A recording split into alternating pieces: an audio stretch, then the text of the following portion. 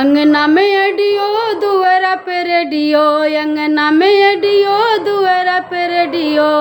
अच्छा तवा पे चोंगा बनहवा दी राजा जी, हमरा बबुआ के हमरा सोनावा के हमरा हीरवा के सोहर गवा दी राजा जी, हमरा बबुआ के सोहर गवा दी राजा जी। चाचा के बोला दी, चाची के बोला दी, चाचा के बोला दी, चाची के बोला दी। आ पूरा दुआरा पे जलसा करा दी राजा जी, हमरा बबुआ के हमरा सोनावा के हमरा हीरवा के सोहर गवा दी राजा जी, हमरा बबुआ के सोहर गवा दी राजा जी।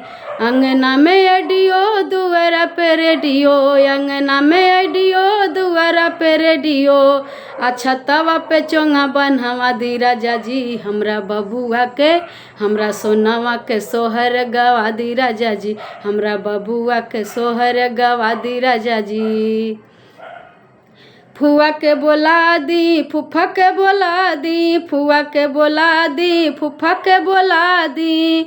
आ गड्डी गड्डी नोटवा लुटा दी राजा जी, हमरा बबुआ के हमरा सोनावा के सोहर गवा दी राजा जी, हमरा हीरवा के सोहर गवा दी राजा जी। अंगना में अडियो दुआरा पे रेडियो, अंगना में अडियो दुआरा पे रेडियो।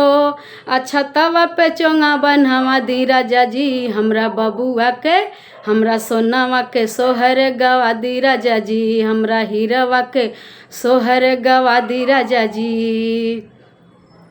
मामा के बोला दी, मामी के बोला दी, मामा के बोला दी, मामी के बोला दी। पूरे सखिया से सोहर गवा दी राजा जी, हमरा बबुआ के हमरा सोनावा के सोहर गवा दी राजा जी, हमरा हीरवा के सोहर गवा दी राजा जी। अंगना में अडियो दुआरा पे रेडियो, अंगना में अडियो दुआरा पे रेडियो।